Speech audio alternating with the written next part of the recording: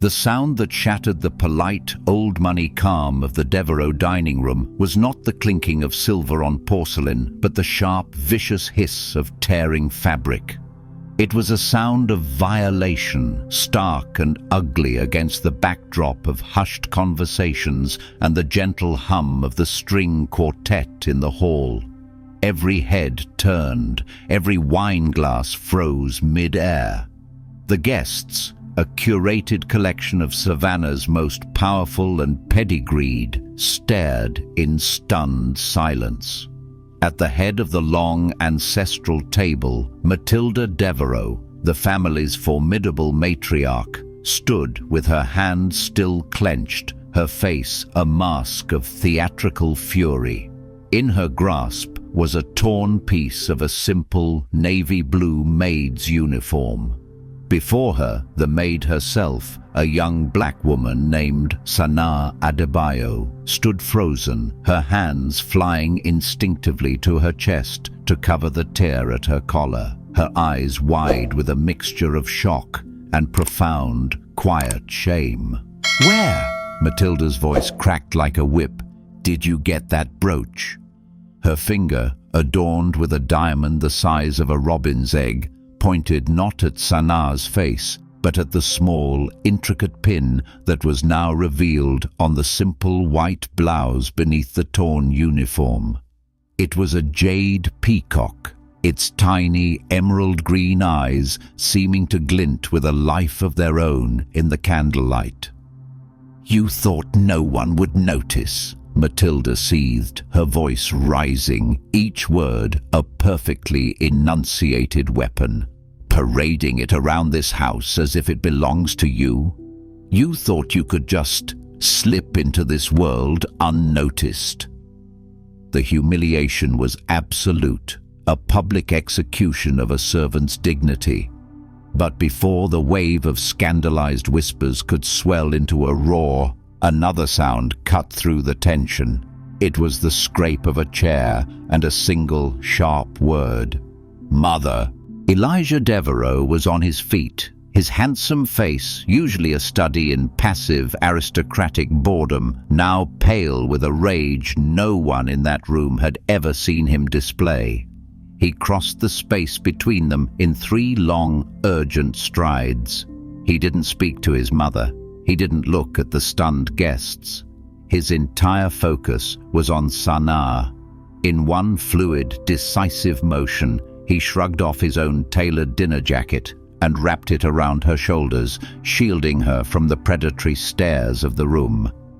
He gently turned her away from the crowd, his body a protective barrier. Then he turned to face his mother, and his voice, when he spoke, was not the quiet murmur of a dutiful son, but the low, dangerous growl of a man who had finally, irrevocably, been pushed too far. "You will not speak to her that way again, ever." The room held its collective breath. The matriarch, the undisputed queen of Savannah society, had just been publicly challenged by her own son in defense of a maid. The scandal had just begun, but the battle lines in that single stunning moment had been drawn. Elijah Devereaux was a prisoner in a house built of memories and money.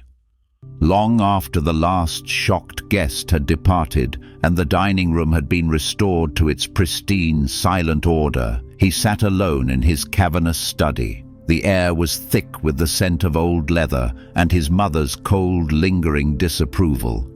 His act of defiance at the dinner table, a single, impulsive moment of courage, had already dissolved, leaving behind the familiar, bitter taste of dread. He knew the interrogation, the quiet, surgical dismantling of his will, would come in the morning. For 35 years, he had lived under the shadow of his mother's indomitable strength.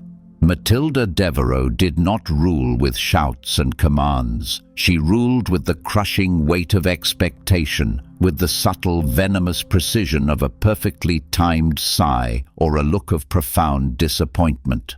She had managed his life, his inheritance, and his grief with the same ruthless efficiency she applied to her investment portfolio. His world had fractured 15 years ago, on a night thick with the smell of jasmine and summer rain.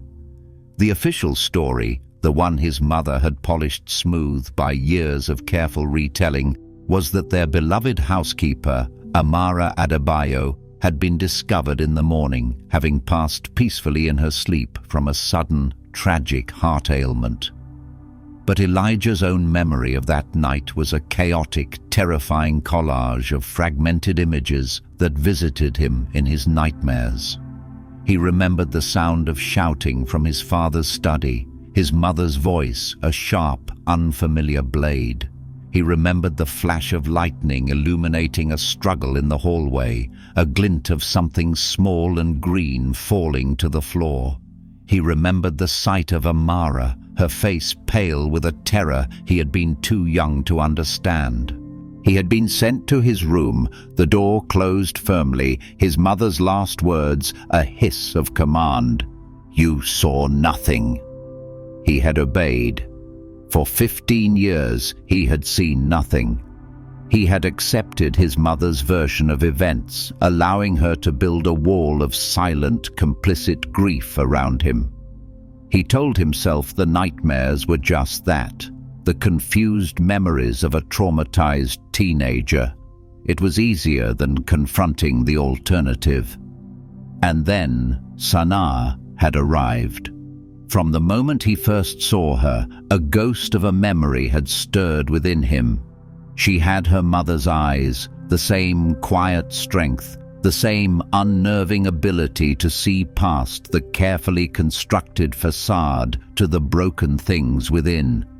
His feelings for her had grown in the silent spaces of the house, a secret, fragile bloom in a wasteland of duty and despair. He knew his mother would see it as the ultimate betrayal, a repetition of his father's own quiet affection for the housekeeper. Elijah was a man living in a gilded cage, acutely aware of the bars, but terrified of the world outside them.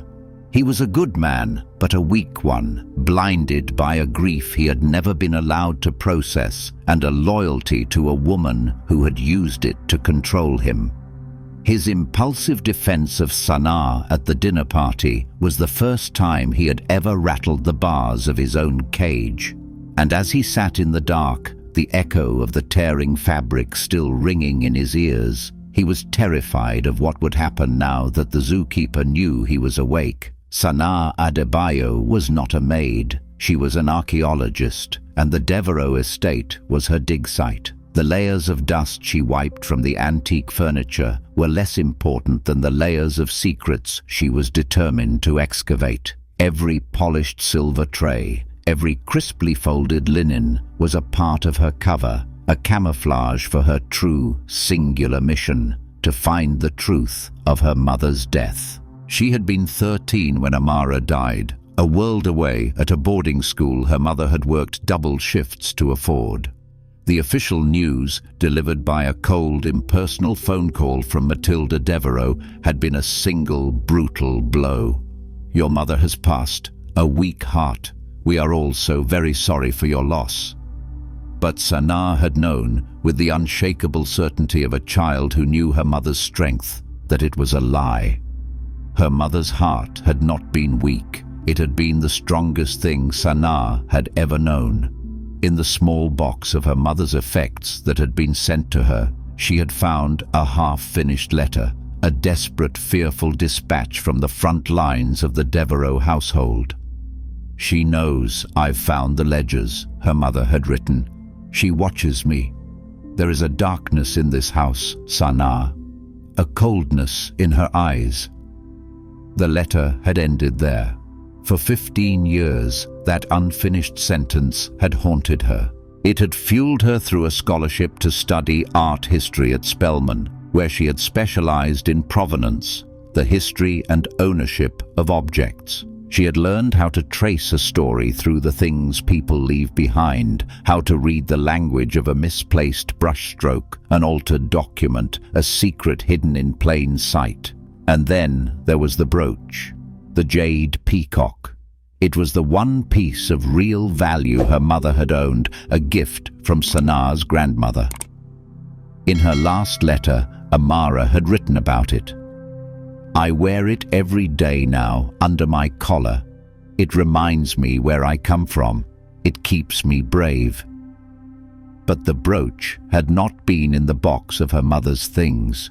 It had vanished, along with the truth. Sanaa had spent 2 years methodically working her way into a position at the estate, using a different last name, her academic credentials carefully buried. She took the job as a junior housekeeper, the lowest rung on the ladder, because it gave her what she needed most: access and invisibility. She was not looking for a fight. She was looking for a story. And from the moment she arrived, she began to read the house. She saw the fear in the eyes of the older staff when Matilda's name was mentioned. She saw the way Elijah would flinch at the sound of a raised voice, a classic symptom of unresolved trauma. And she noticed the small, almost imperceptible inconsistencies in the family's narrative, the dates that didn't quite add up, the events that were never spoken of. She was a silent, patient historian, piecing together a fractured past, waiting for the one artifact that would make the entire story clear. And tonight, when Matilda's rage had exploded at the sight of the jade peacock, a brooch Sanaa had spent years tracking down and had finally bought back from a pawnshop in Charleston, she knew she had found it. The brooch was not just a piece of jewelry, it was a key. And it had just unlocked the first, furious, and most revealing chapter of the truth. The fateful collision was not the tearing of fabric, but the tearing of a carefully constructed reality. Matilda Devereaux, in her moment of uncontrolled fury, had made a fatal, unforced error. She had revealed her hand. For 15 years, she had played the part of the grieving matriarch, the steadfast widow who had lost not just a husband, but a dear and loyal housekeeper on a tragic night. She had spoken of Amara Adebayo with a practiced, sorrowful fondness that had become part of the Devereaux family lore. But the sight of the jade peacock brooch on Sanaa's uniform had shattered that performance. It was a ghost from a past she thought she had successfully buried. The brooch was not just a piece of jewelry, it was a symbol of Amara's quiet, unshakable dignity, the one thing Matilda had never been able to control or possess. Seeing it again in her own dining room on the daughter who was a living echo of the mother was a direct, insolent challenge to her authority. Her reaction was not just anger, it was panic. The violent act of ripping Sanaa's blouse was a desperate, primal attempt to reclaim the object, to erase the memory, to literally tear the past from the present. The words she had spat, thieving, parading, slipping into this world unnoticed, were not just insults. They were a projection of her own deepest fears, the fears of a woman whose own place in that house had been secured through a dark and terrible secret. And then came Elijah's reaction. His impulsive protective gesture of covering Sanaa with his own jacket was a seismic event in the closed ecosystem of the Devereaux family. For his entire adult life, Elijah had been a passive satellite, orbiting his mother's formidable son. His silence, his deference, had been the unspoken rule that kept their fragile world in balance. But tonight, that rule was broken. His public defiance was a collision of loyalties, a stark and sudden declaration of a new alliance. He had chosen, in front of the entire Savannah elite, the word of a silent maid over the authority of his own mother. He hadn't just protected Sanaa, he had validated her, had given her a place and a standing in a room that was designed to render her invisible. The collision was a moment of profound, irreversible change. It forced every person in the room to re-evaluate what they thought they knew. Matilda was no longer just a powerful matriarch. She was a cruel, unstable tyrant. Sanaa was no longer just a servant. She was a woman of mysterious significance. And Elijah was no longer the weak, grieving heir. He was a man in open rebellion. The polite, civilized dinner party had been transformed into a battlefield, and the first shocking shot had just been fired. The war for the soul of the Devereaux family had begun. In the charged, ringing silence that followed Elijah's unprecedented act of defiance, Sanaa did not retreat behind the shield of his protection. She did not cast her eyes down in a show of demure gratitude.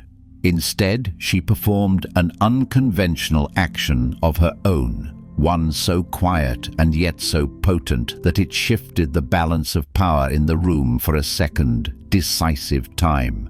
She gently shrugged Elijah's jacket from her shoulders, folded it neatly over her arm, and took a single step forward, reclaiming the center of the conflict. Her torn collar was exposed, a stark, visible testament to the violence that had just occurred, but she wore it not as a mark of shame, but as a badge of honor. Her gaze, clear and unwavering, was fixed on Matilda. "This brooch," Sanaa said, her voice not loud, but carrying with a calm, resonant clarity that cut through the shocked whispers, "was a gift to my mother from her mother. It is a symbol of the strength of the women in my family, women who have served with dignity, who have endured cruelty with grace, and who have never, ever been thieves." She then turned her head slightly, a subtle, almost imperceptible movement, and her eyes met Elijah's. "But it has a story to tell about this house," she continued, her words now a direct, cryptic message to him. "It has been waiting a very long time for someone to be brave enough to listen." It was a masterstroke of psychological warfare. She had not made a direct accusation. She had not revealed her own quest for justice. Instead, she had framed the conflict not as a personal grievance, but as a matter of history, of a story that needed to be told. She had transformed the brooch from a simple object of contention into a mysterious, narrative artifact. The effect on Elijah was profound. His mother's rage had been chaotic, personal, and ugly. Sanaa's response was measured, intelligent, and deeply intriguing. A story to tell. The words resonated with the fragmented, nightmarish memories he had suppressed for 15 years. He had always known, on some deep, intuitive level, that there was a missing chapter in the story of that terrible night. He looked at his mother, at her face, now a mask of controlled, icy fury. He saw her not as a grieving widow, but as a gatekeeper, a censor who had spent years curating the official version of their family's history. And then he looked at Sanaa, at her quiet, dignified composure, at the mysterious, story-filled brooch that now rested against her chest. A seed of doubt, sharp and persistent, was planted in his mind. It was no longer a simple question of who was right and who was wrong in a dinner party dispute. It was a question of which story he was willing to believe. The one his mother had told him for years, a story of tragic accidents and unfortunate losses, or the one this quiet, courageous stranger was hinting at, a story of secrets, of strength, and of a truth that was still waiting to be heard. His act of defiance had been impulsive, a gut reaction to a cruel injustice. But Sanaa's quiet, unconventional response had just given his rebellion a purpose. It had turned him from a protector into an investigator.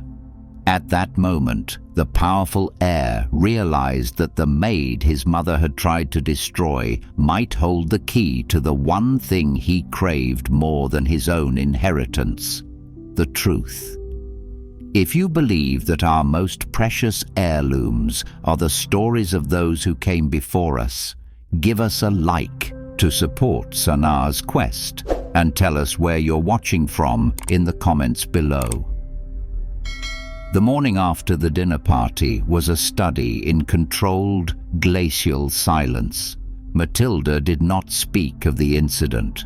She presided over the breakfast table as if nothing had happened, her conversation limited to polite, impersonal inquiries about the weather and the day's financial news. But her silence was a weapon, a cold, heavy presence designed to communicate her profound, icy displeasure. Elijah, however, was no longer susceptible to her silent manipulations. Sanaa's words, "It has a story to tell," had ignited a quiet, burning curiosity within him, a need for answers that was finally beginning to outweigh his fear of his mother's disapproval. His first investigation was not an act of rebellion, but of quiet, personal archaeology. He waited until his mother had left for a meeting with her garden club, a weekly ritual as predictable as the tides. Then he went to his father's old study, a room he had avoided for years, a space that was less an office and more a shrine, perfectly preserved by Matilda exactly as it had been the day his father died. He didn't know what he was looking for. A letter, a journal, a clue. He started with the massive roll-top desk, its drawers filled with his father's old business papers, land deeds, investment portfolios, the mundane artifacts of a wealthy man's life. He found nothing. Frustrated, he stood in the center of the room, trying to see it not as a son, but as an investigator. Where would his father, a man of quiet, sentimental habits, hide something personal? His eyes landed on the built-in bookshelf that lined one entire wall. It was filled with his father's collection of first edition Southern literature, Faulkner, Welty, O'Connor. He began to pull the books from the shelves, one by one, shaking them gently, hoping for a hidden letter to fall from between the pages. It was a slow, methodical process, and then he found it. Tucked inside a hollowed-out copy of Absalom, a novel about the dark, inescapable secrets of a Southern family, was not a letter, but a small, velvet-covered jeweler's box. His heart began to pound. He opened it. Inside, nestled on a bed of faded satin, was a man's signet ring, a simple gold band bearing the Devereaux family crest. But it was what was with the ring that made the breath catch in his throat. It was a photograph, small and slightly curled at the edges, of his father. He was younger, his smile easy and unburdened, and on his arm was a woman, not Matilda. It was Amara Adebayo, Sanaa's mother. They were not posed in a formal setting, but in a garden, laughing, their heads close together in a moment of easy, intimate friendship. And on the collar of Amara's simple dress, gleaming in the sunlight, was the jade peacock brooch. Elijah sank into his father's leather armchair, the photograph trembling in his hand. This was a past he had never known, a relationship his mother had never spoken of. His father and the housekeeper, they had been more than just master and servant. They had been friends, confidants. He looked at the joy in his father's face, a lightness he hadn't seen in years, and he understood. Amara had been his father's confidant, a source of warmth in a marriage that had grown cold and formal. He then noticed the faint pencil markings on the back of the photograph. It was his father's handwriting, small and neat. "My compass," the inscription read. "She keeps me true." The words were a quiet, devastating revelation. His mother's rage at the dinner party was not just about a servant overstepping her bounds. It was about a deep, long-held jealousy, a resentment of a connection she could not understand and could not control. He looked at the photograph again, at the open, honest affection between his father and Amara, and he knew, with a certainty that chilled him to the core, that his mother's story, the one she had so carefully constructed for 15 years, was beginning to unravel. Elijah found Sanaa in the estate's vast, sun-drenched conservatory, a world of glass and steam and the earthy scent of orchids. She was tending to a collection of rare, fragile ferns, her touch gentle and focused. He approached her, the jeweler's box a heavy, secret weight in his pocket. "Sanaa," he said, his voice quiet, "I need to ask you about your mother." Sanaa straightened, her expression becoming guarded, a familiar, protective mask slipping into place. She had been expecting this conversation, dreading it, but she knew it was necessary. What about her? He didn't show her the photograph. Not yet. "My mother," he began, the words feeling clumsy, inadequate. "Her reaction last night. It was not just about a brooch. It was about her, about your mother." "Were they friends?" Sanaa gave a small, sad smile. "My mother was your father's friend, Mr. Devereaux. His only one, I think, in this house. She was his confidant. He would talk to her for hours in the study about his books, his frustrations, his dreams for the family. He treated her not as a servant, but as an equal." The truth of her words resonated with the image in his pocket, the image of his father's unguarded, happy face. "But your mother," Sanaa continued, her voice dropping, "never saw it as a friendship. She saw it as a threat, a betrayal. She made my mother's life a quiet hell, small cruelties, veiled insults, constant, baseless accusations. She was trying to drive her out." This, then, was the hero's secret. Not a dramatic, hidden identity, but a quiet, inherited war. Sanaa had not just come to the Devereaux estate to find answers about a single night. She had come to confront a generational injustice, a long, simmering conflict that had been passed from mother to daughter. "My mother was not a victim," Sanaa said, her voice now infused with a fierce, quiet pride. "She was a survivor. She endured your mother's cruelty because she was loyal to your father, because she knew he needed someone in this house who saw him as a man, not just as a name on a building." She then revealed the heart of her own mission. And she was on the verge of leaving, not because your mother had broken her, but because she had discovered something that terrified her. She looked at him then, her gaze direct, unflinching. "She left me letters, Mr. Devereaux. Letters she wrote in the final weeks of her life. She had discovered that your mother was not just a cruel woman, but a criminal. She had found evidence, ledgers, she called them, that proved Matilda was systematically embezzling money from the estate, funneling it into her own secret accounts." Elijah stared at her, the pieces of the puzzle clicking into place with a horrifying, sickening finality. "She was going to tell your father," Sanaa concluded, her voice a low, steady whisper. "She had the proof. She was going to expose Matilda, not out of revenge, but to protect him. The day she died was the day she had finally gathered the courage to tell him everything." The hero's secret was not just a story of past affection, it was a motive for murder. Sanaa had not come back to this house just to find out how her mother died. She had come back to finish her mother's work. She had come back to expose the truth that had cost her mother her life. Sanaa's revelation was the final devastating key, unlocking the dark, sealed room of Elijah's suppressed memories. The trap, the buried truth, was not just that his mother was a cruel and jealous woman, but that she was a predator who had killed to protect her secrets. As Sanaa spoke of the ledgers, a splintered, half-formed memory surfaced in Elijah's mind with a new, terrifying clarity. The night of the fire. No, not a fire. The night of his mother's death. He had been 15, home from boarding school for the holidays.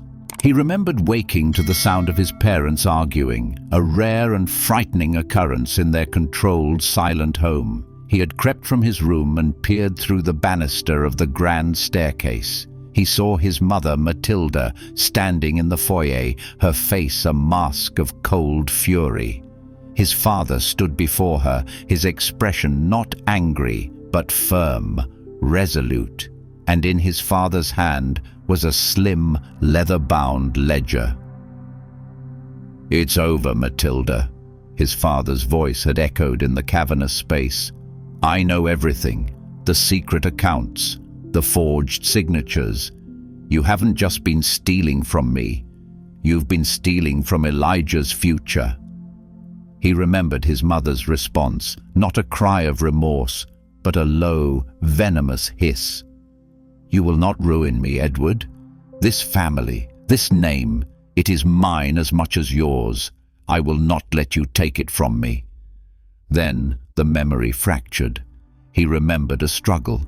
He remembered his father turning to call for Amara, the housekeeper, his voice a sharp cry for a witness, for an ally. He remembered Amara rushing into the foyer, her face pale with alarm, and then a chaotic, blurred image, a heavy bronze statue on a pedestal near the stairs, his mother's hand, a glint of metal, and then a sickening thud.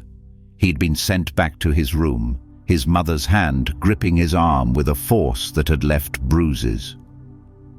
"Your father had a fall," she had told him, her voice a low, terrifying whisper. Amara was overwrought. Her heart gave out from the shock. "You will say nothing. You saw nothing. Do you understand me?" The trap was not just a murder. It was the masterful, psychological prison his mother had built around him for 15 years. She had used his own trauma, his own grief, to make him a silent, complicit witness to her crimes. She had twisted his memory, convincing him that his own father's death was a tragic accident and Amara's a coincidental tragedy. She had made him believe that his nightmares were the fantasies of a grieving boy, not the echoes of a brutal truth. The jade peacock brooch. It had not just been a symbol of Amara's dignity. It had been a piece of evidence. He remembered it now. As his father had fallen, he had reached out, his hand clutching at Amara's uniform, at the brooch pinned there. The brooch must have been torn from her in the struggle, a silent, inanimate witness to the violence. And the small, secret compartment Sanaa had mentioned. It must have held the key to the ledgers, a piece of microfilm, a tiny, hidden testament to Matilda's crimes. Elijah stood in the quiet conservatory, the world tilting on its axis. He looked at Sanaa, at the daughter who had come seeking a justice he should have fought for himself. The truth had not just been buried, it had been actively, violently suppressed, and he, in his weakness and his fear, had been his mother's unwitting jailer, helping her keep the truth locked away in the darkest dungeon of his own mind. Elijah's reawakening was a tectonic shift in the power dynamics of the Devereaux estate. He was no longer the passive, malleable son. He was a man possessed by a cold, righteous fury, a man who now looked at his mother and saw not a matriarch, but a murderer. He began to move with a quiet, deliberate purpose, creating a subtle but unmistakable distance between himself and Matilda. He started spending more time in his father's old study, a room he had not entered for years, poring over old financial records, his mind now searching for the patterns Amara had tried to show his father. Matilda, a creature of exquisite sensitivity to the nuances of power, felt the shift immediately. She saw the new, hard resolve in her son's eyes. She noticed his quiet, intense conversations with the new maid, Sanaa. She saw the way he now flinched, almost imperceptibly, when she touched his arm. She knew, with the chilling certainty of a cornered animal, that the past she had so carefully buried was beginning to stir. And so she launched her counterattack.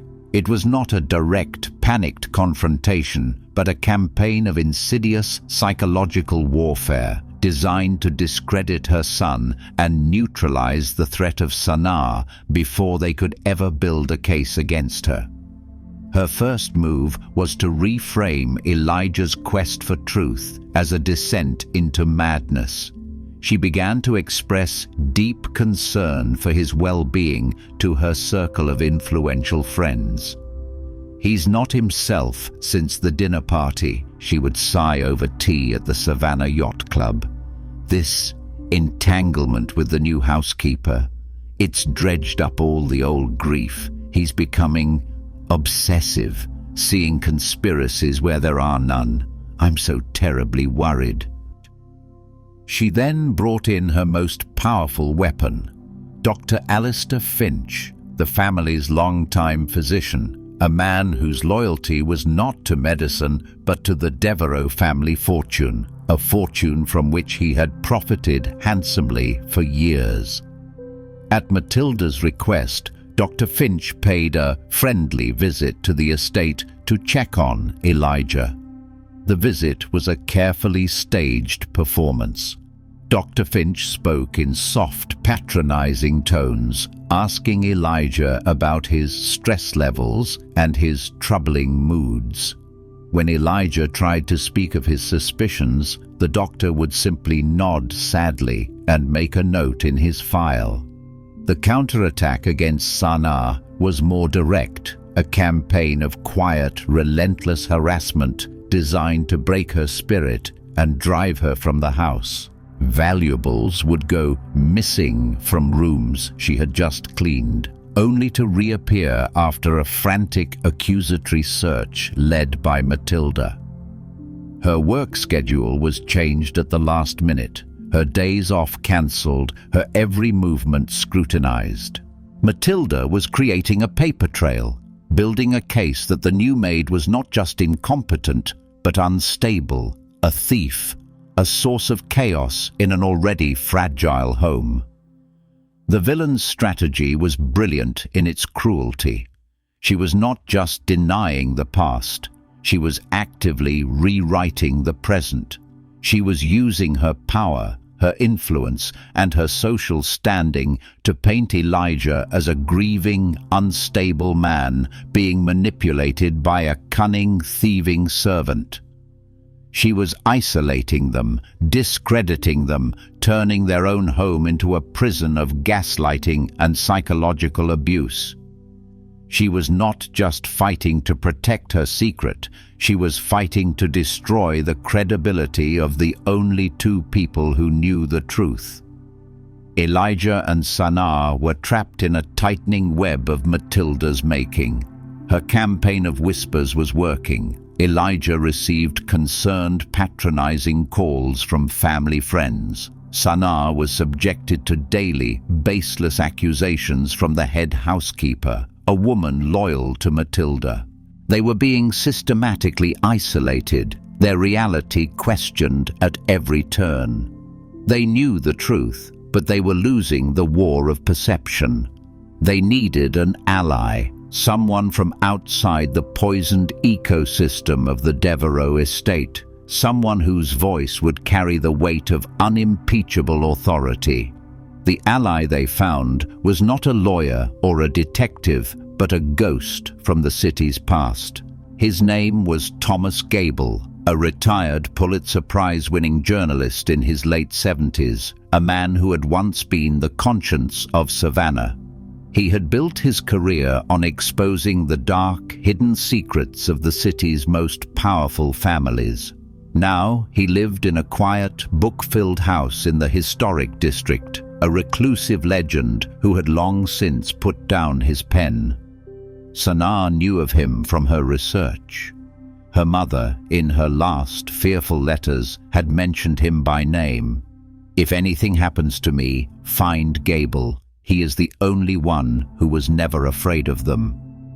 Finding him was a challenge. He had no listed phone number, no public email, but Sanaa, with her researcher's instincts, found her way. She learned from an old city archive that he was a passionate rosarian, a lover of old-world roses. She found him not in an office, but in the city's public garden, a pair of pruning shears in his gnarled hands, his attention focused on a troublesome patch of black spot on a sterling silver rose. She approached him not as a supplicant, but as a fellow truth-seeker. She didn't begin with the story of the murder. She began with a story about a rose, a rare, deep crimson variety her mother had once tended in the Devereaux garden, a rose that had mysteriously withered and died the week after her mother's own death. The old journalist looked up, his eyes still sharp and piercing behind thick glasses, studying her with a new interest. "The Devereaux garden," he said, his voice a low, gravelly rumble. "I haven't heard that name spoken with anything but reverence in years." Bokam. Sabo. So Sanaa then told him everything. She spoke of her mother, of the ledgers, of the jade peacock brooch, and of Matilda's reign of psychological terror. She laid out the story, not as a grieving daughter, but as a journalist presenting a case, her narrative clean, concise, and backed by a timeline of carefully observed facts. Thomas Gable listened, his pruning shears still in his hand. When she finished, he was silent for a long, contemplative moment. "Matilda Devereaux," he said finally, the name tasting like poison in his mouth. "I tried to write a story about her 30 years ago, about her and her associate, a man named Finch. They were involved in a series of ruthless, predatory real estate deals, buying up historic properties from vulnerable families for pennies on the dollar. But every time I got close, my sources would dry up, witnesses would recant, evidence would disappear. She was untouchable." He looked at Sanaa, and for the first time, a flicker of the old journalistic fire returned to his eyes. "But you," he said, "you are not a source on the outside. You are a witness on the inside. You have what I never had, proximity." In that moment, in the quiet, fragrant air of the rose garden, an alliance was forged. Thomas Gable, the sleeping giant of Savannah journalism, had been awakened. He was no longer just a gardener. He was their unexpected and most powerful ally. He had the one thing they desperately needed, a map of the Devereaux family's dark, hidden history, and the skill to help them navigate it. "She thinks she is untouchable," Gable said, a slow, grim smile spreading across his face. "It's time we showed her that even the most carefully tended gardens have roots that can be unearthed." With Thomas Gable now a part of their silent conspiracy, the nature of their investigation changed. It was no longer a desperate defensive search for proof.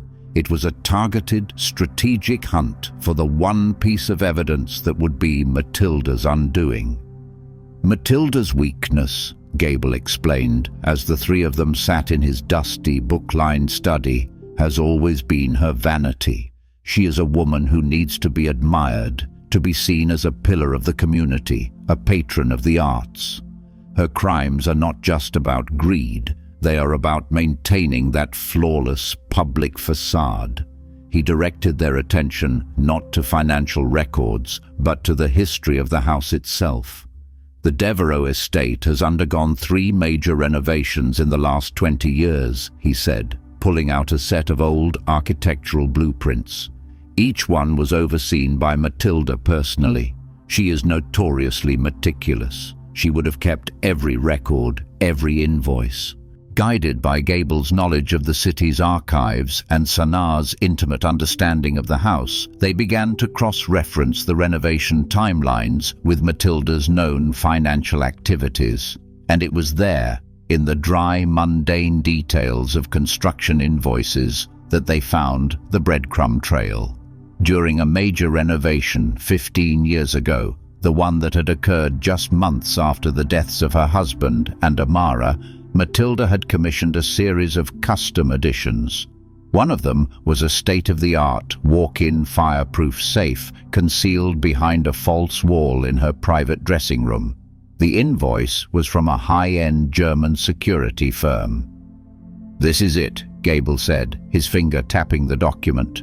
"This is her trophy room, the one place she would feel safe enough to keep the things she couldn't bear to destroy." Gaining access to the safe was the final, most dangerous part of the puzzle. They needed Matilda out of the house, and they needed a way past the sophisticated security system.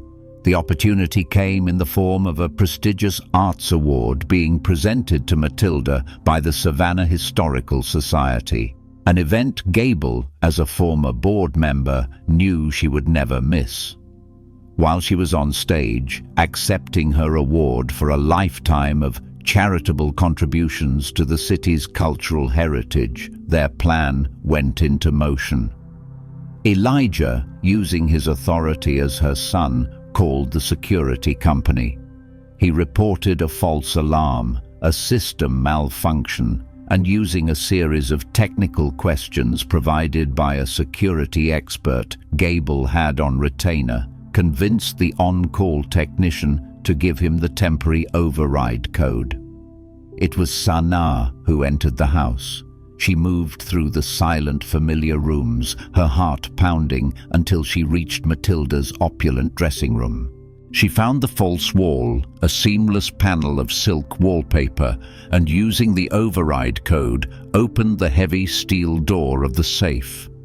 The safe was not filled with jewels or cash. It was filled with secrets, and in a small lacquered box in the back, she found it. The final, irrefutable piece of evidence. It was her mother's journal. Amara Adebayo, a woman of quiet, meticulous habits, had documented everything. The journal contained a detailed, dated record of Matilda's embezzlement, with account numbers, transaction dates, and the names of the offshore banks she was using. But the final entry, written in a shaky, terrified hand, was the one that would seal Matilda's fate. It was dated the day of her death. "She knows I have this," Amara had written. "I confronted her. She didn't deny it. She laughed. She said that Mr. Devereaux was a weak man who would believe whatever she told him. She said that if I tried to show him this journal, she would silence me for good. I am going to him now. I am putting this in the secret compartment of the brooch. It is the only proof. If anything happens to me, it is because she..." The entry ended there. Sanaa stood in the silent walk-in safe, her mother's final words clutched in her hand. This was not just a journal. It was a letter from the grave. It was a testament to her mother's courage, a final, desperate act of truth-telling. It was the smoking gun, and it was now in the hands of the daughter who had come back to finish the story. The stage for the final act was not a courtroom, but the grand, sunlit parlor of the Devereaux estate. Matilda had summoned a family meeting. She believed it was her moment of triumph, the final, formal consolidation of her power. She had Dr. Finch by her side, his medical report on Elijah's instability ready. Her personal attorney was there, the paperwork to grant her full conservatorship over Elijah's affairs neatly stacked on the table. She had even invited Charlotte, a silent, smiling witness to her victory. She expected to find a broken, defeated Elijah and a terrified, cornered Maid. She was not prepared for the truth. Elijah was there, but he was not broken. He sat in his father's armchair, his posture straight, his expression a mask of cold, quiet resolve. Beside him sat Sanaa, not in her uniform, but in a simple, elegant dress, her mother's jade peacock brooch pinned at her collar. And in the chairs flanking them sat two unexpected guests, the formidable Judge Althea Beaumont and the quiet, watchful presence of Thomas Gable. Matilda's confident smile faltered for a fraction of a second as she took in the scene. This was not the assembly of a defeated family. It was a tribunal.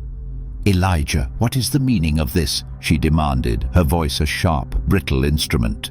"Who are these people?"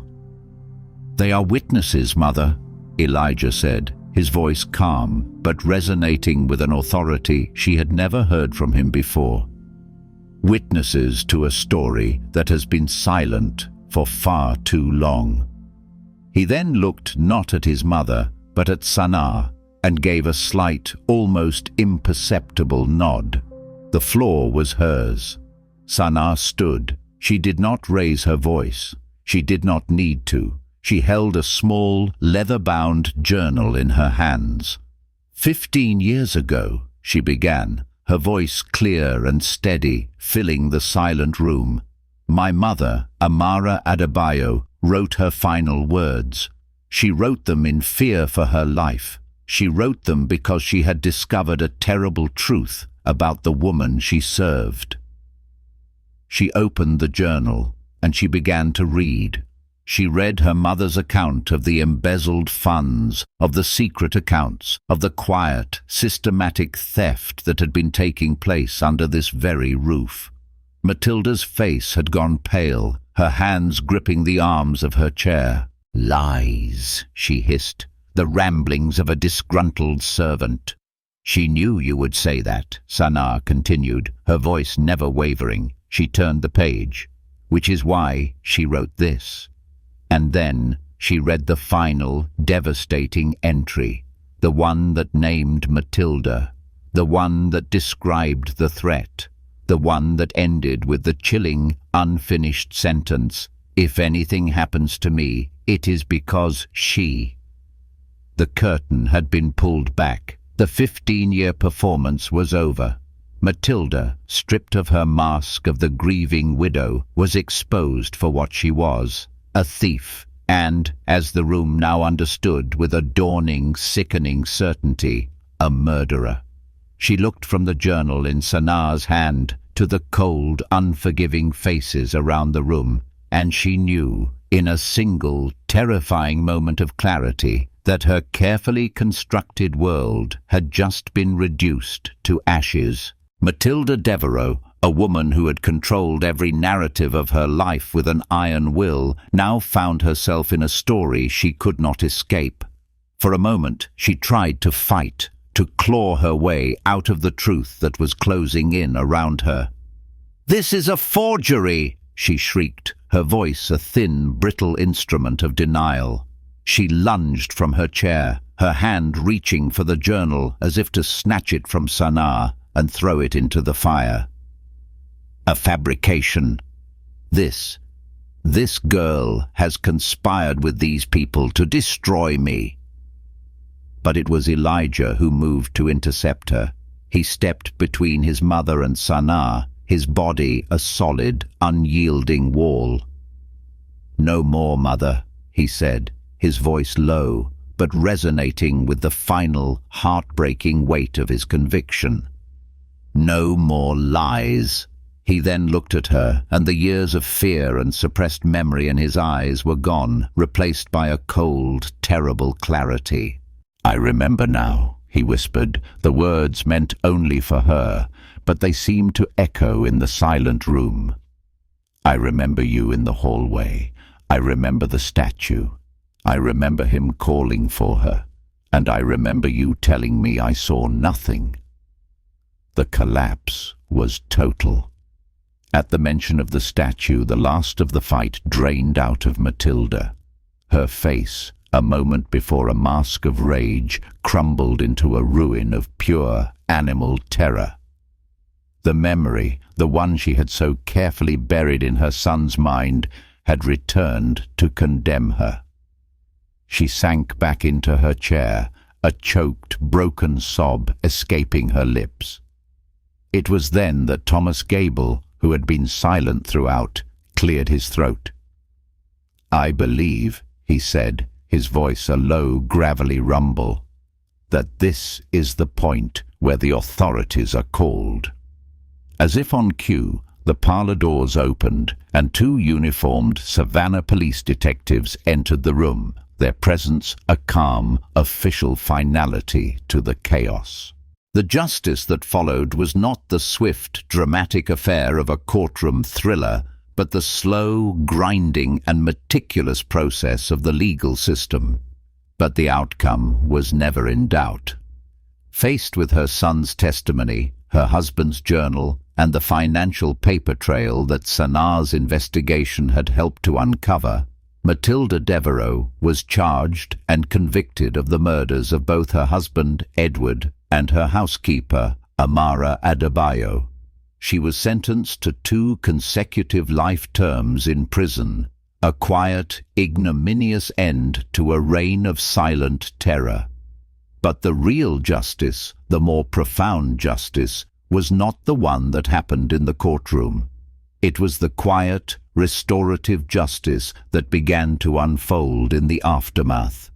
It was the justice of a story finally being told, of a good woman's name finally being cleared. It was the justice of a son finally freed from the psychological prison his mother had built for him, beginning the long, slow process of healing.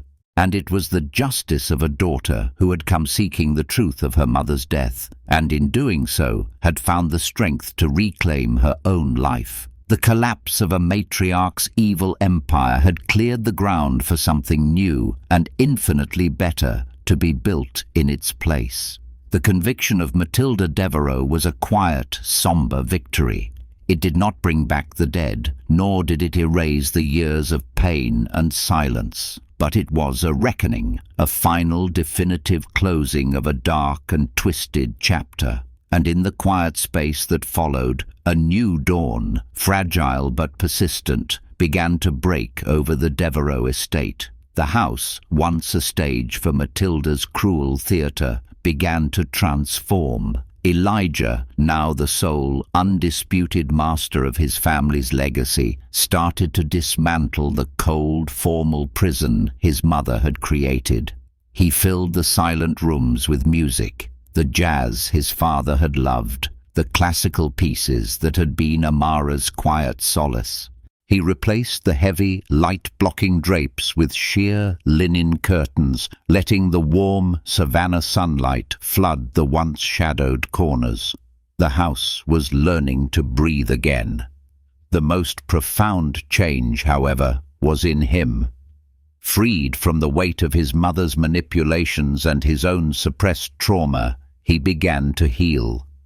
He started to reconnect with the world, not as the reclusive, haunted heir, but as a man with a newfound sense of purpose. He knew he could not have done it alone. He owed his freedom, his very sanity, to Sanaa. But he also knew that a simple thank you or a check written for a large sum would be an insult to the depth of what they had shared. He had to offer her something more, something that honored not just what she had done, but who she was. He found her one afternoon in his father's study. She was not cleaning. She was sitting in his father's leather armchair, a book of art history open in her lap, looking as if she had always belonged there. "Sanaa," he said, his voice quiet, stripped of all its old, aristocratic artifice. "I have been thinking about what comes next, for this house, for this family's name." He then laid a proposal on the desk before her, a proposal born of his own painful journey and her quiet, unwavering strength. He was not offering her a job or a reward. He was offering her a partnership. "I want to establish the Adebayo Devereaux Arts Trust," he explained. the joining of their names a deliberate public declaration of a new alliance. Its mission will be to restore and preserve the cultural heritage of the Gullah Geechee communities of the Low Country, the very communities my mother, in her predatory real estate deals, tried to erase. He looked at her, his request both a plea for forgiveness for his family's past sins and an offering for a shared future. I have the resources, Sanaa, but you have the knowledge, the vision, the connection to this world that my family has ignored for generations. I don't want you to be my employee. I want you to be my partner. I want us to build this together. The new dawn was not just for the Devereaux family. It was for Sanaa. The woman who had come to this house as an invisible servant seeking justice for her mother was now being asked to lead, to create, to heal. It was a chance to transform her quiet, academic passion for history into a living, breathing force for good. It was a chance to not just reclaim her mother's story, but to build a legacy of her own, a legacy that would honor the past by building a better, more just future. The Adebayo Devereaux Arts Trust became a quiet force of restorative justice in the coastal plains of Georgia. It did not build gleaming new museums. It rebuilt crumbling historic churches. It did not fund lavish galas. It provided grants to local artisans, basket weavers, and storytellers, preserving the vibrant, fragile Gullah Geechee culture that was the true, deep-rooted soul of the region. Sanaa, as the Trust's co-director, found her true calling. She was not an art historian in a dusty archive. She was a living, breathing steward of a people's history. She spent her days in small, sun-drenched community centers, in the workshops of sweetgrass basket weavers, listening, learning, and helping to build the bridges that would ensure their legacy would not be forgotten. Elijah, for his part, found a new, quieter kind of peace. He was her partner, her advocate, the silent, steady force that handled the finances and the legal structures, freeing her to do the work that truly mattered. He sold the cold modern art collection his mother had prized and used the funds to buy back the very lands his family had once stolen, returning them to the community trusts. Their relationship was one of deep, abiding respect and a quiet, unspoken love. They were two survivors, two halves of a fractured story, who had, together, pieced themselves and their families' histories back into a new, more honest whole. The legacy they built was not one of towering skyscrapers or vast fortunes. It was in the sound of children's laughter in a newly restored community hall. It was in the gnarled, skillful hands of an elderly woman teaching a young girl the ancient art of basket weaving. It was in the stories, once in danger of being lost, now being told and heard and honored. One cool autumn evening, a year after Matilda's conviction, Elijah and Sanaa stood on the porch of the Devereaux estate, watching as the sun set over the marshes, painting the sky in hues of soft lavender and deep, bruised purple. The house behind them was no longer silent. It was filled with the warm, lively sound of a community gathering, a celebration of the Trust's first successful year. "My father would have liked you," Elijah said softly, echoing the words from his own reawakened memory. "I know," Sanaa replied, her hand finding his.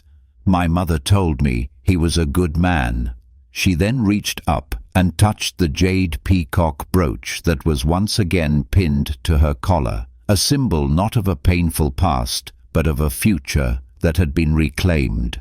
They had not just found justice for her mother, they had fulfilled her legacy. They had finished the work she had started, the quiet, courageous work of standing for what was right, of tending to the beautiful, fragile things that a cruel, careless world so often tries to crush. The story that had begun with a silent scream had ended here in a garden of peace with a song of hope.